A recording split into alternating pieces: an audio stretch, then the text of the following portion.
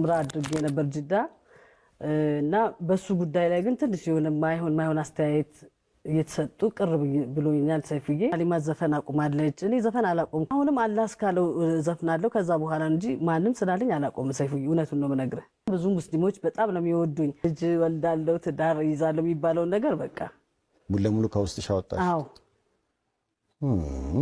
ልክ ነው። አሰላሙ አለይኩም ወራህመቱላሂ ወበረካቱ። ዲ ቻናላችን ቤተሰቦች እንዴት ናችሁልን? ዛሬ በአዲስ ቪዲዮ መጥቻለሁ።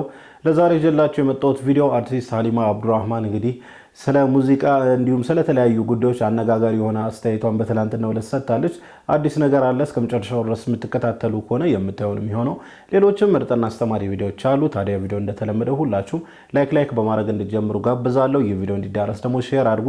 ለዚህ ቻናል አዲስ ከሆናችሁ ሰብስክራይብ ማድረግ አይረሳ። የደወል ምልክቱን ጫኑ። በቀጥታ ወደ ቪዲዮ። ዱዓ እናደርጋለን ነገር ግን ምላሽ የለም አይደል? ይህንን መልእክት እስቲ አዳምጡ። ደግሞ በጣም በብዛት ሼር ኮፒ ሊንክ ማድረግ አትርሱ። መጨረሻ ዱዓ ስለማድረግ አሚን ትላላችሁ ኢንሻአላህ። ምን መሰላችሁ? ከቀደምት ሰለፎች ከደጋጎቹ ውስጥ አንዱ እንዲህ ይላል፣ እኔ እጆቼን ወደ አላህ አንስቼ አላህን ጠይቄው ለጠየቅኩት ዱዓይ ምላሽን ከሰጠኝ ደስ ይለኛል አለ። ነገር ግን ለጠየቅኩት ዱዓ ምላሽ ካልሰጠኝ ይበልጥ ደስ ይለኛል አለ። ለምን ሲባል እኔ የጠየቅኩት ለኔ ጥሩ እንዳልነበር አላህ ስላወቀ ከለከለኝ። አላህ ለኔ የተሻለን ስለሚሰጠኝ ደግሞ ያንን ነገር ደስ ይለኛል የሚልን ምላሽ ሰጠ። ለዛም ነው በእኛ እምነት ውስጥ እንዲህ የሚል ንግግር ያለው፣ የሳተህ ነገር ቀድሞውኑ ሊያገኝህ አልነበረም፣ ያገኘህ ነገር ደግሞ ቀድሞውኑ ሊስትህ አልነበረም የሚል ነገር ያለው። የአርሰናል ሎጎ ያረኩት ዝም ብዬ ነው እንድታዳምጡ ስለፈለኩ ነው። አላህ ሀጃዎቻችንን ሁሉ በቅርቡ ያሳካልን። ሁሉንም በሲርም አላህን የጠየቅነውም በጀማዓ ሆነን አላህን የጠየቅነውን ነገር ሁሉ አላህ በሚያስፈልገን መንገድ ያሳካልን። አላህ በዱንያም ጀነትን በአኼራም ጀነተል ፊርደውስን ያስገባን። ወሰላሙ አለይኩም ወራህመቱላሂ ወበረካቱ። አሚን አሚን አሚን አሚን። ወአለይኩም ሰላም ወራህመቱላሂ ወበረካቱ። እውነት ነው እኮ ገጥሞን አያውቅም። አንድን ጉዳይ በጣም አብዝተን ጠይቀን ለምን ነው አላህ ግን ለምን ይህንን ነገር ከለከለኝ ብለን ወይንም አላህ ከኛ ያንን ነገር ሲያርቀውና ያ ነገር ለኛ ጥሩ እንዳልነበረ ስንረዳ አልহামዱሊላህ እንኳንም አላህ አልሰጠን ያለበት አጋጣሚ የለም። እኔ በበኩሌ ስላለ ነውና እንደውም የበለጠ በቃ ቢሰጠኝ ኖሮ ከምደሰተው ደስታ ይልቅ አላህ ከልክሎኝ የተደሰትኩበት ነገር አለና እኛ አብዝተን ለምነን አላህ Subhanahu Wa Ta'ala የሆነ ነገር ካልሰጠን ወይንም ካዘገየብን ምክንያት አለው፣ ምንም ጥያቄ የለውም። ወይ ለኛ ጥሩ አይደለም ያ ነገር ወይንም ደግሞ ጊዜው አይደለም፣ በቃ ወይ ለአኺራ ተሻግሯል ወይንም ደግሞ ቀስ ብሎ ተረጋግተን ሰብር ካደረግን በኋላ የሚመጣ ነገር ነውና ሁሉም በጊዜው ይሆናል። ያደረግናቸው ዱዓዎች እጃችንን ወደ አላህ ዘርግተን አንከስርም። ዱዓ እናድርግ።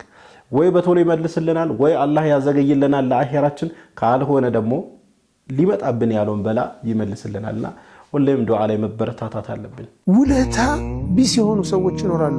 አላህ ይጠብቀን። የሰው ፈድልን የሰው ትሩፋትን ቫልዩ ማያደርጉ ሰዎች አሉ። አዋሉ አላህ እያበላ እየረዘቀ ህይወት ሰጥቶ አልተከደም እንዴ? ተካደኩ አላህ። የኔና የአደም ልጅ ነገር ይገርመኛል እኮ ይላል። በአሰር ተገኝቷል። የኔና የአደም ልጅ ነገር ይገርማል። የኛ ነብእ እኮ ብሏል። ዜናችን የሚደንቅ ነው አለ። አርዙቁ ወዩሕመዱ ገይሪ እኮ ብሏል። እኔ ረዝቃለሁ የሚመሰገነው ሌላ ነው ብሏል እኮ። አኽሉቁ ወዩዕበዱ ገይሪ፣ እኔ የፈጠርኩ የሚመለከው ሌላ ነው አለ። ሪዷ ናሲ ጋየቱን ላ ቱድረክ፣ ሰውን እስከ መጨረሻው ይወድልኛል ብላ አትጠብቀው። ያ የማይገኝ ነገር ነው።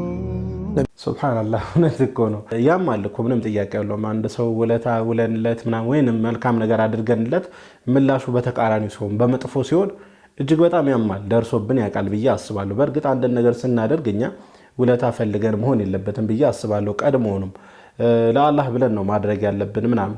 ግን ሰውንን እና ይሰማናል የሆነ ጥሩ ነገር አድርገንለት ውለታውን ግን በመጥፎ ሲመልስ ወይንም ውለታውን ሲክድ ስንመለከት እንደ ሰው ያመናል። ነገር ግን አይደለም እኛ አላህ Subhanahu Wa Ta'ala ራሱ እየተከዳ አይደል ወይ? አላህ Subhanahu Wa Ta'ala ፈጥሮ የሚመለከው ሌላ አይደል ወይ?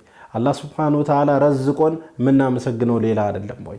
ይህን ከመሰለ ንግግር በላይ እኛን ሊያባሽረን እኛን ሊያረጋጋን የሚችል ንግግር የለምና የሰው ልጅ እንኳን ሰውን ይቀርና አላህን ሱብሓነሁ ወተዓላ ይከዳልና ስለዚህ አንገረም ለማለት ነው። በየቀኑ በ24 ሰዓት ውስጥ 2 ጊዜ የሚል ሰው ጀነት ለመግባት መሞት እንጂ ሌላ ምንም የሚያግደው ነገር የለም ነው ያሉት። በየቀኑ 2 ጊዜ ለማለት ደግሞ ከ1 ደቂቃ በላይ አይረዝምም። 30 ሰከንድ ቢፈጅ ነው። ጠዋት 1 ጊዜ ማታ 1 ጊዜ ክኒን አድርገን ብንወስደው የጀነት ክኒን ሐኪም ያዘዘልህ ክኒን እንኳን አይቀርም። ረስተህን ብትመጣ ራሱ በራይድ 300 የሚሆን 400 ከፍለህ ያለህበት ሱቅ ድረስ ታስመጣዋለህ። ለምን? ጤና ነዋ። ከጤና የሚበልጥ የለም ተብሎ ከጀነትስ የሚበልጥ ምን አለ? እንደ ክኒን ቆጥሮ ሳንቲም የማያወጣበት ጉልበት የማይፈጅበት የተራዘመ ወቅት የማይፈልግበት ስፔሻል የሆነ ቋንቋ ልዩ ጥበብ የማይጠይቅበት ጥፋተኝነትን ማመን ብቻ በ30 ሰከንድ የሚፈጸም የጀነት ታብሌት ይባላል። አላሁመ አንተ ረቢ ላ ኢላሃ ኢላ አንት ኸለቅተኒ ወአና ዐብዱክ ወአና ዐላ ዐህዲከ ወወዕዲከ መስተጣዕቱ አዑዙ ቢከ ሚን ሸሪ ማ ሰነዕቱ አቡኡ ለከ ቢኒዕመቲከ ዐለየ ወአቡኡ ቢዘንቢ ፈግፊር ሊ ፈኢነሁ ላ የግፊሩ ዙኑበ ኢላ አንት። ሱብሃነላህ። ይህንም በቀን 2 ጊዜ በማለት እንግዲህ በእኛና በጀነት መካከል ሞት ብቻ ነው የሚቀረውና ኡስታዝ አቡ ሀይደር እንግዲህ የተናገረው ዚክር አለ። አሁን መጨረሻ ላይ ይህንን ዚክር በቀን 2 ጊዜ ጠዋትና ማታ የምንል ከሆነ በእኛና በጀነት መሀላችን ያለው ሞት ብቻ ነው እያለን ነበር ኡስታዘናና። ስለዚህ የጀነት ክኒን ነው የጀነት ታብሌት ነው በየቀኑ ጠዋትና ማታ እንውሰደው እያለ ነው ኡስታዘና። ምን ጥያቄ ያለው? ምን እንጠብቃለን? ይህንን በቃላችን ለማሐፈዝን ሞክር። ያሐፈዝን ካለ ማሻአላ፣ ካልሐፈዝን ደግሞ ቪዲዮን እያዳመጥን ሊሆን ይችላል፣ ወይንም በጽሁፍ ካገኘ ነው በጽሁፍ እያነበብን በቃላችን ካፈዝነው በኋላ በቀን 2 እንበለው። አሁን ወስዳችሁ ቪዲዮ ወደ መጨረሻውና ወደ አነጋጋሪ ቪዲዮ ነው፣ ወደ አርቲስት ሀሊማ አብዱራህማን ቪዲዮ ማለት ነው። በቅርብ ዑምራ አድርጋ ነበረ። ከዛ ጋር ተያይዞ በርካታ ሰዎች ተውበት ታደርጋለች የሚል ፍላጎት ነበረ፣ ምኞት ነበረ ከሙዚቃ ማለት ነው። እሷ ደግሞ በትናንትናው ዕለት ሰይፉ ፋንታሁን ላይ ቀርባ የተናገረችው ንግግር አለ። ቪዲዮን እንመልከትና ከዛ የራሳችን ሐሳብ አስተያየት እንሰጥበታለን። ዑምራ አድርጌ ነበር ጅዳ እና በሱ ጉዳይ ላይ ግን ትንሽ የሆነ ማይሆን አስተያየት እየተሰጡ ቅር ብሎኛል። ሰይፉዬ ምን ነው መናገር ይችላል አይደል? ሰይፉዬ እያየሁ ነው ቪዲዮ። አዎ የት ነው ይሄ? ይሄ ጅዳ ነው። ይሄ መዲና ባለው ሀገር ነው። ከዛ መካ ነው ሄድኩት። እኔ ጅዳ ሄድኩት ሰይፉዬ ለእናቴ ዑምራ ለማድረግ ነው እና እዛም በዛው እኔም ሄድኩኝ ራሴም ዑምራ አደረኩ እና ግን ከዛ እንደመጣሁኝ በጣም የማይሆን ያላልኩትን ነገር ሀሊማ ዘፈን አቁማለች። እኔ ዘፈን አላቆምኩም።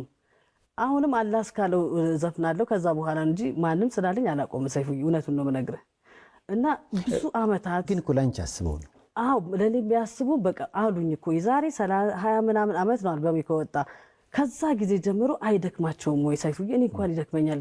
አይ አሁን ወደዛ ጠጋ ስትይ ይሄ ሁለተኛዬ ነው ሰይፉዬ። አዎ ሁለተኛዬ ነው። ግን በቃ እንደዚህ ስትሄድም እንደዚህ አሁን ለምን መሰለህ እዛ ጋር እኔ ያላልኩትን ሀሊማ ዘፈን አቁማለች ብላለች ብለው አሁን ዘፈን ሳወጣ ደግሞ ብዙ ሰው ተቀየመኝ። እኔ ያላልኩትን ለምን እንደዚህ ያደርጋሉ? ገብቶሃል? እና በቃ ወደ ራሳቸው ቢመለሱ እንደኔ እኔ በቃ በራሴ መንገድ ነው የሚሄደው ሰይፉዬ። የተጠራው ቀን ሙዚቃውን አቆማለሁ፣ እስከዛው ድረስ ግን በተሰጠኝ መክሊት እሰራለሁ። አዎ እና በጣም ብዙ ስድቦ ይሄንን ምል አሁን በጣም ብዙ ሙስሊሞች በጣም ነው የሚወዱኝ። ግን ይሄ የፌስቡክ የቲክቶክ ምናምን እንትኖች አሉ አይደለ? እነሱ ናቸው የሚረብሹት። ገብቶሃል? ይሄን ደግሞ ቢያርፉ ረፍት ቢያረጉ። ነጠላ ዜማሽ በልስቲ ነው። አሁን እንደዚህ ደግሞ ለሚያወሩት የምታወጭላቸው ነጠላ ዜማ እረፍ ውስጥ እስቲ ረፍ ውስጥ አይደክማቸውም? እንዲ ሰይፉ እንዳይትሙት 25 ዓመት ምናምን ከኔ ጋር በመወቃቀስ የሚቀየር ነገር እኮ የለም ሰይፉዬ። ለምን መሰለህ? አላህ በፈቀደው ነው። በቃ እና አባቴንም እናቴንም ሁሉንም አስቀይሜ ነው ዘፋኝ የሆንኩት። እኔ ፈቅደውልኝ አይደለም፣ ከነሱ ጋር ተጣልቼ ነው። ግን በቃ ማቆም ስላልፈለኩ እንደዛው እንደሆነ ነው የሄዱት እናትና አባቴ። አሁን የሚቀየር ነገር የለም። ገባ? ስለዚህ እኔ ለመቀየር ብዙ ነገር ነው እንትን የሚሉት ምናምን ነገር እኔ ደግሞ አይስማማኝም። እንደዚህ አልሰማም ሲጀምር። እኔ አሁን ለምሳሌ ጫት አቁም ተብዬ ብዙ የቤተሰብ ጫና ነበረብኝ በሰዓቱና እምቀመው እነሱን ለማናደድም ነበር በጊዜው በጣም አቁም ይሉ ነበር። በኋላ ላይ ግን ሲገባኝ አቆምኩኝ። እውነት ነው። እና ልክ ሲገባኝ ሳቆም ግን ለካ እነዚህ ሰዎች ለኔ ጥሩ ሲያስቡ ነበር። በጊዜው ነው የማስባቸው እንደ መጥፎ ነበር። እሱ ያለው ቀን ግን አለ ለሁሉም ነገር። ያ እስኪመጣ እባካችሁ ታገሱ እያልሽ ይመስለኛል። ታገሷት።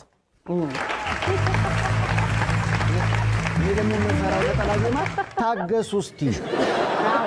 ያንቺ በልስቲ ነው ለቲክቶከሮቹና ለዩቲዩበር ረፉ እስቲ። እኔ ደግሞ የምለው ምንድነው ታገሱ እስቲ። ፈጣሪ ጋለው ጊዜ አለቀ በቃ እሱ ነው። ግን አልሆነም በቃ አባቴ። ስለዚህ ካሁን በኋላ እንግዲህ ያው እንደዚሁ ኖሬ እየሳኩኝ መሄድ ነው በቃ። ልጅ ወልዳለው ትዳር ይዛለው የሚባለው ነገር በቃ ሙሉ ለሙሉ ከውስጥሽ አወጣሽ። አዎ ልክ ነው አይደለም? ያው እኔ እንዳልኩት ነው ሰይፉዬ፣ እኔ እንዳልኩት ነው እንጂ በሰውኛ አላህ እንዳለው ደግሞ ትዳር ያለሽ ብሎ ካለ እዳራለሁ በቃ እሱ ካለው። ካልሆነ በእኔ ግን ጨርሻለሁ ሰይፉዬ። ልጅ ግን ሲባል እስከ 40 ምናምን ስለሚባል እንደው እድሜሽን ተጠቀሚበት የሚሉ ምክሮች ነበሩ በጊዜው የማስታውሰው። አዎ በዚህም ከሆነ እኮ እድሜ እየሄደ እኮ ነው ሰይፉዬ።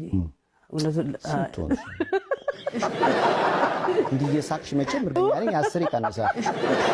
የስዳይተሙት ስታስብ አሁን እኔ ግን አሁን አንቺ 32 35 ነኝ። ገና እኮ ነሽ። ከ30 በኋላ እኮ ብዙ መውለድ አይቻልም ይባላል። አቋምሽ ይሄ ጸና ነው በቃ በዚሁ? ያው እኔ እንጃ ሰይፉዬ፣ ትንሽ እየረሳሁት ሲሄድ ምናምን ነገር ነው እንጂ አሁን በቃ ሳስበው በቃ በዚሁ። አዎ በእውነት ነው የምልህ። በተአምር ለሚያምኑ ሰዎች በእድሜያቸው በጣም የገፉ ሰዎች ወልደው እኮ ዜና ሆነዋል። አዎ 70 ዓመት ሰምቻለሁ። አዎ 50 ይቀርሻል እኮ ወይ 40 ይቀራታል በእናታችሁ። እንግዲህ እንደሰማችሁት ነው በትላንትናው ዕለት ሰይፉ ሾው ላይ ቀርባ ሀሊማ አብዱራህማን እየተናገረች ነበርና አንደኛው ያው ሙዚቃ አቆመች እያሉ ነበር። በእርግጥ ሙዚቃ አቆመች ብቻ አይደለም እያሉ የነበረው ወደ እስልምና ተመለሰች ያለም ነበር።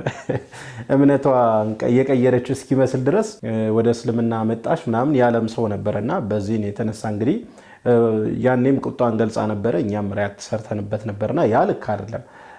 ተገቢ ያልሆነ መረጃ መስጠት ልክ አይደለም። ነገር ግን ኡምራ ማድረጓን ተከትሎ እሷም ደግሞ ዱዓ አድርጉልኝ እያለች ነበር። ይህንን ነገር እንዳቆም ዱዓ አድርጉልኝ፣ ተውበት እንዳደርግ ዱዓ አድርጉልኝ እያለች ነበርና በዚህ የተነሳ በርካታ ሰው አላህ ሱብሓነሁ ወተዓላ ይህንን ሙዚቃ አቁማ ሰፋ ያለ ሪዝቅ አላህ እንዲሰጣት ዱዓ እያደረጉ ነበርና ነገር ግን አሁን በቃ ተውኝ፣ ይህን ሁሉ ዓመት ተናገራችሁ፣ ቤተሰቦቼም እኔን ለማስቆም ሞክረው ነበር፣ ነገር ግን ጊዜው ሲደርስ አቆማለሁ እያለች ነበር ሀሊማ አብዱራህማን። እንግዲህ ከዚህ በላይ ምንም ማድረግ አይቻልም። አንድ ሰው ከቻለ በእጁ ይከልክል፣ ካልሆነ በምላሱ፣ ካልሆነ በልቡ ይጥላር ለሚባለው። ስለዚህ በምላስ ለመከልከል ተሞክሯል። በእጅ እንኳን የማይሆን ነገር ነው። በምላስ ለመከልከል ተሞክሯል። ከዚህ በኋላ ያለን አማራጭ ምንድን ነው? ዝም ማለት ነው። በቃ በልባችን ጠልተን መተው ነው። ምክንያቱም ተውኝ በቃ ብላለች፣ በይፋ ተውኝ፣ አላህ ሲፈቅድ ነው ማቆም ብላለች። አላህ ሱብሓነሁ ወተዓላ መጨረሻሽን ያሳምረው። አላህ ሱብሓነሁ ወተዓላ ተውበት የምታደርግ ያድርግሽ። ይህንን ሙዚቃ አስትቶ አላህ በሌላ ሪዝቅ ይተካልሽ ነው ማለት የምፈልገው። ሌላ ምንም ማለት አልፈልግም። እሷን ጀጅ ማድረግ፣ እሷ ላይ መቆጣት፣ የተለያየ ንግግሮች መናገር ይቻላል፣ ግን አልፈልግም። ምክንያቱም ልክ ስላልሆነ መብቱም ስለሌለኝ ማለት ነው። በቃ ተውኝ ካለች እንግዲህ ምንም ማድረግ ስለማይቻል በልባችን መጥላት ነው፣ ሌላ አማራጭ ስለሌለም ማለት ነው። ጀጅ ለማድረግ እሷን እንትን ለማለት ለማንጓጠጥ ምናምን መሞከር የለብንም። ምክንያቱም ሀዲማችንን ስለማናቅ መጨረሻችንን ስለማናቅ ልንቀያየር እንችላለን እና አላህ ሱብሓነሁ ወተዓላ የኛንም የእሷንም ሀቲማ ያሳምርልን ማለት ለእሷ ዱዓ ማድረግ ለራሳችንም ዱዓ ማድረግ አለብን ብዬ አስባለሁ። ከዛ ባሻገር መጨረሻ ላይ የተናገረችው ንግግር በጣም አሳዝናኛለች። እድሜ እየሄደ ነው፣ ከዚህ በኋላ አላገባም፣ ልጅ መውለድ ስለማልችል እያለች ነበርና ለአላህ ሱብሓነሁ ወተዓላ ምንም የሚሳነው ነገር የለም።